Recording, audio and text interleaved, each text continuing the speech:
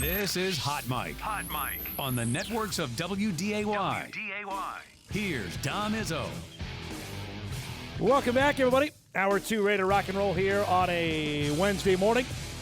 Bryce Lance will join us in about 45 minutes to wrap up the show here. He's working out today, getting ready for the NFL draft, which begins, of course, tomorrow. We anticipate his name getting called on Friday. We'll visit with him to wrap things up here on the show. Tomorrow, of course, we'll have our mock draft show, and then leap into things with the first round getting going at 7 o'clock tomorrow night in Pittsburgh. Now, Brett McMurphy is going to join us here in just a few minutes. I wanted to visit first, and Brett will lay this out, because he is, if there's anyone tied into the bowl system and how it works, is Brett. If you follow it all on social media, I encourage you to do that. He is projecting who's going to be in what bowl games, I'd say probably by October. Knows who's tied into what bowl, which for us, we've never had to pay attention to it before. Now we do. We made a graphic here. These are the bowl games that are tied in, excuse me, Mountain West Conference. The Poinsettia Bowl is new for this year. Brett broke that story on Saturday, so we'll leave that to him. That's likely where the Mountain West champion is going to go. The Hawaii Bowl is one of them. The Idaho Potato Bowl is one of them in Boise.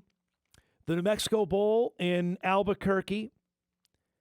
The Scooters Coffee Frisco Bowl is back. That's where UNLV went last year. The Arizona Bowl, which is Snoop Dogg's bowl, that's based in Tucson.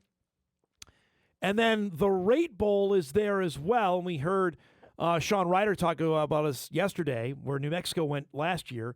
That's if a Big Ten or Big 12 team would opt out of the game.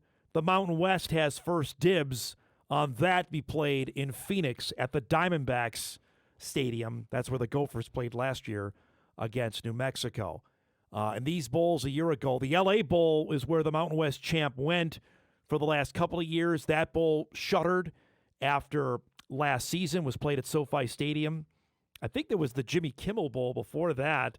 Then Gronkowski took over sponsorship. Either way, it didn't last, and now the bowl in San Diego is back to be played, I believe, and we'll ask Brett this, at the San Diego State's new stadium. Hawaii was in the Hawaii Bowl last year against Cal.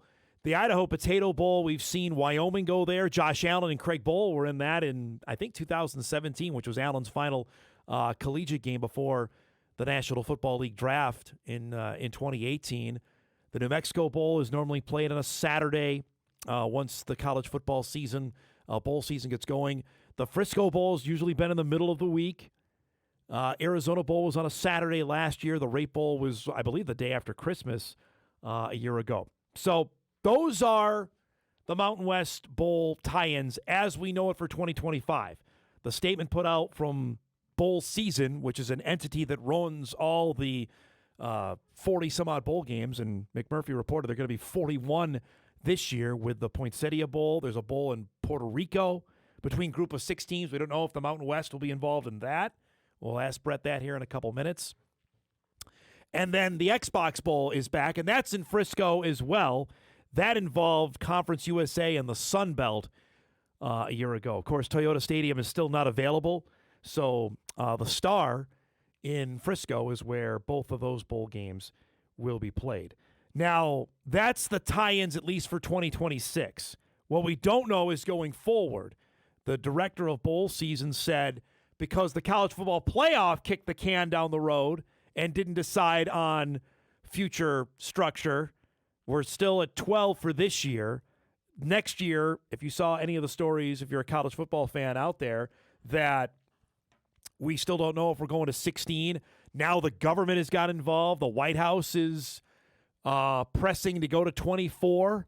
If you thought it was just a Big Ten idea, apparently not. The Presidential Media Committee has weighed in on this, that they want to go to 24 with looks like a spot for the college football playoff to get involved in that with a at-large berth, then potentially could go into that direction. We'll see if that's if that's the case here. I'm going to see if we can get Brett ready because, Eric, we're going to take our break later there, 10:25 this morning. So just to finish that point, so the group of 6 would potentially have a spot available if they go to 24. That's still down the road. Point being is those bowl games would potentially have new tie-ins starting in 2027.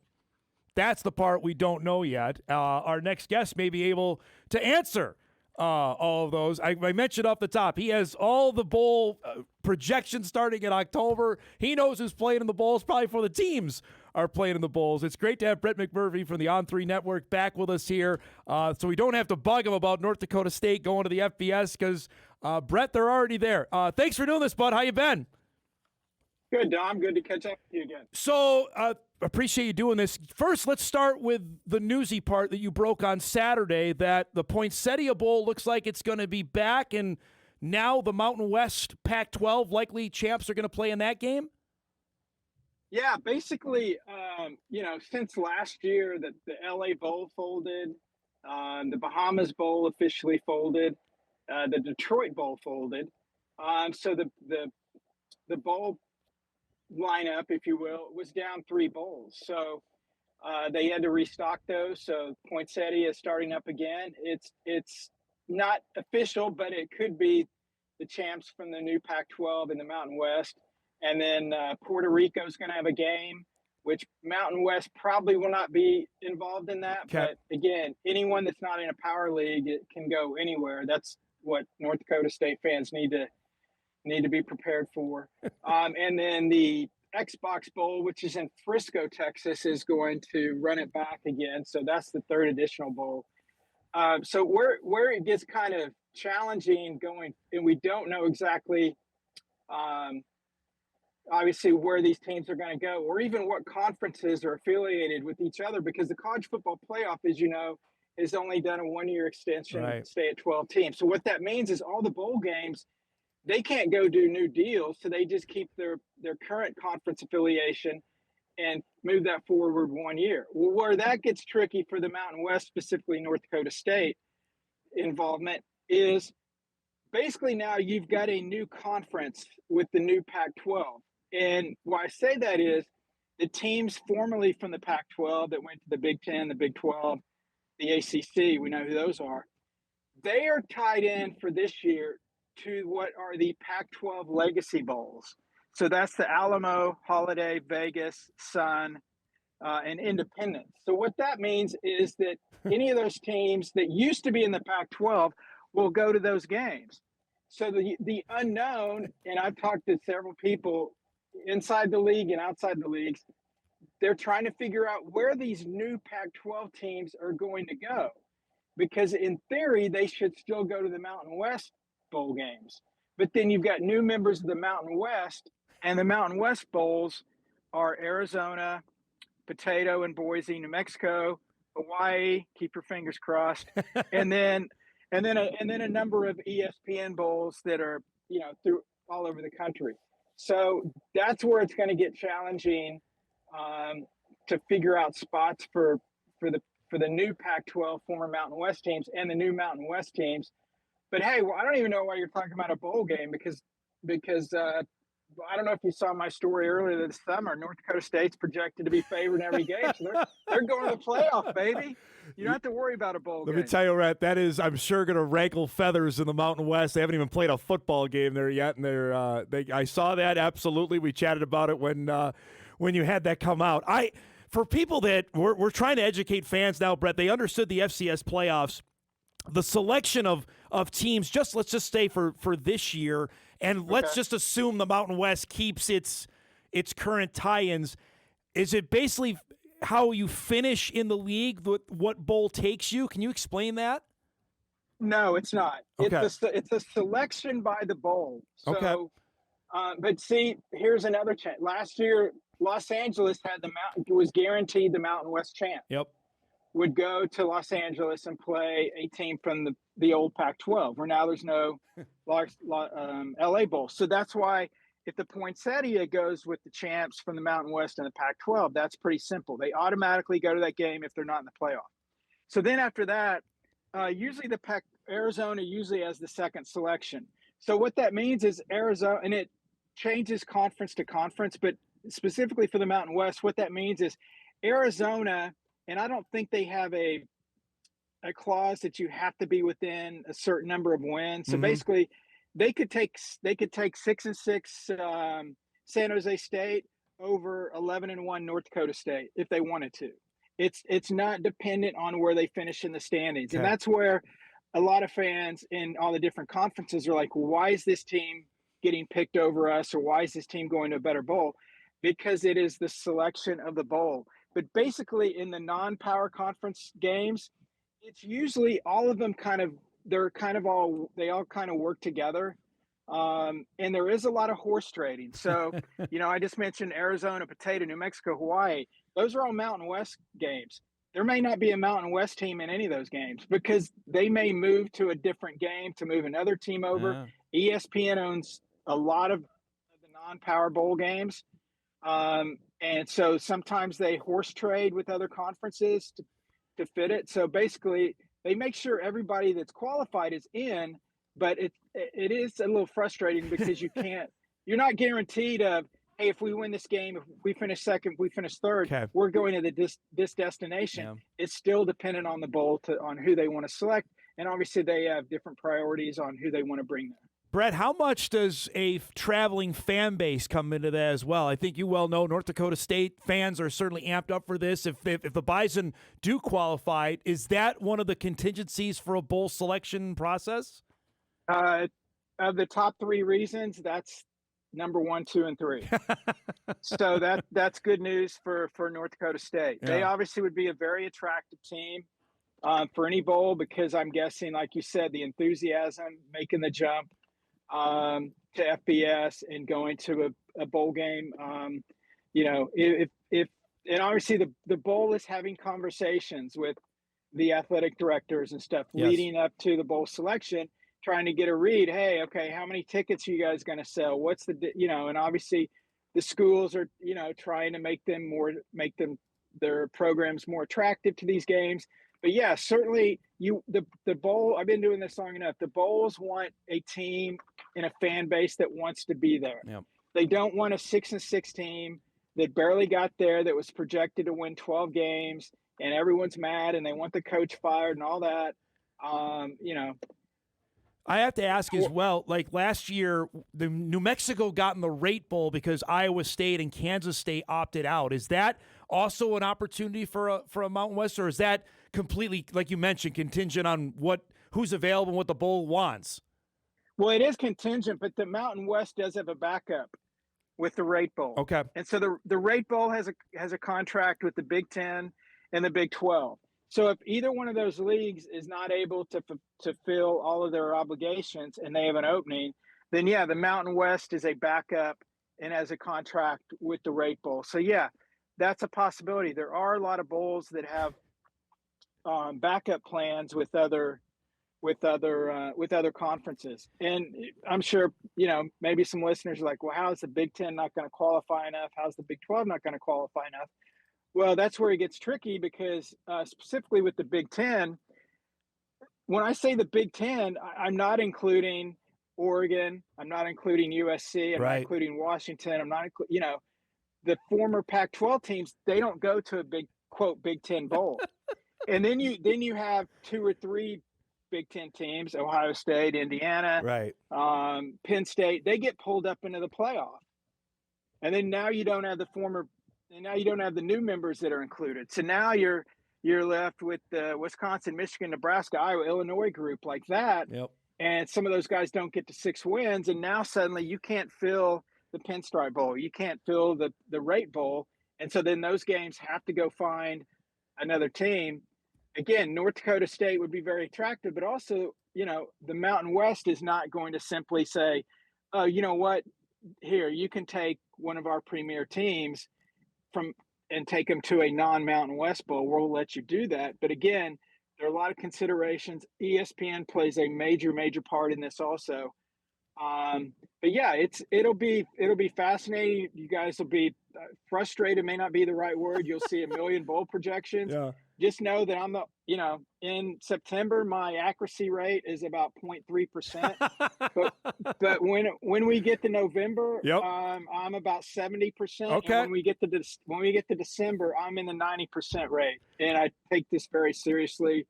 But yeah, I do it year round because it's fun. People love to see them. As far as the playoff, like, if North Dakota, I know, we're maybe getting ahead of ourselves, but if they go 12-0, obviously the schedule is not going to compare with some of the teams they're going to be compared with. Yep. But if they're at a 12-0 and you're comparing them with a 10-2, a 2-loss team from the American, 2-loss Sun Belt team, I think they would have a very, very good shot. Now, if they're being compared to a 1-loss team from another group of 6 league that played a power opponent and perhaps had a win against a power opponent, then it may be tough for North Dakota State to get picked over them since, making the jump, obviously they don't have any power opponents on their schedules yet.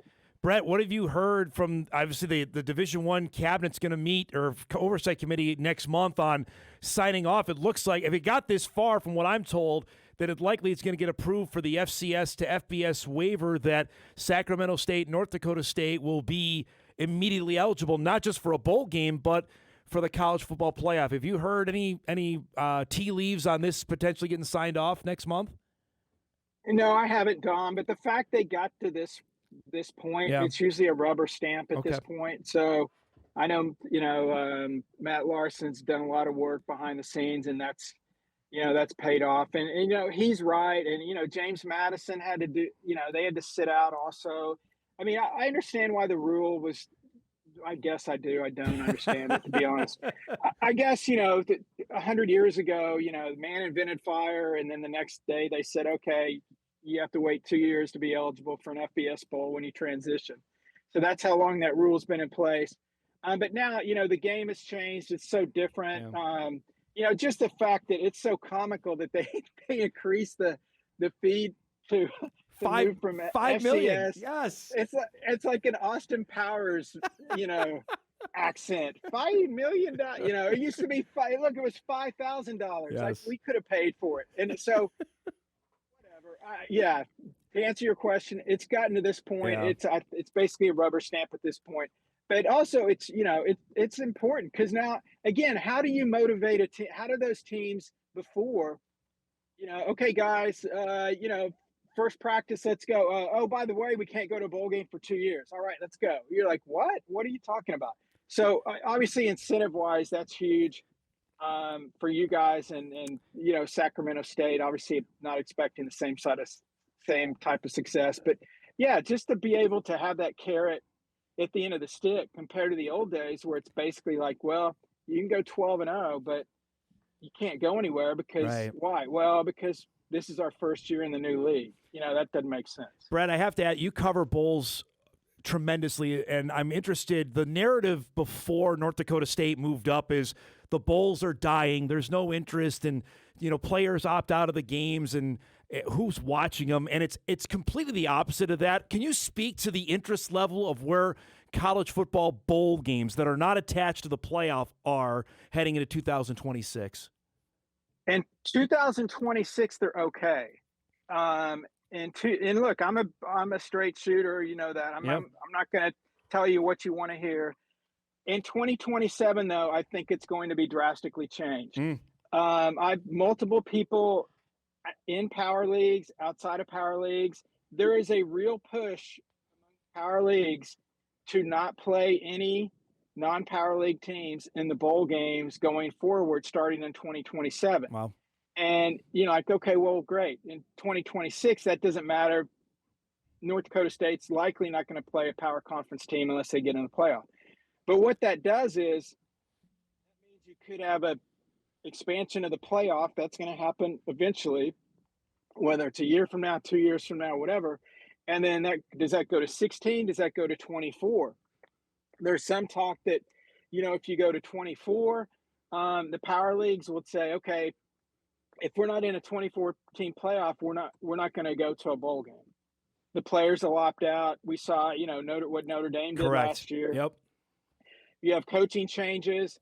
Iowa State and Kansas State, they both opted out. So the power leagues, I think it's different than the non-power leagues. The challenge, though, is for the non-power leagues is,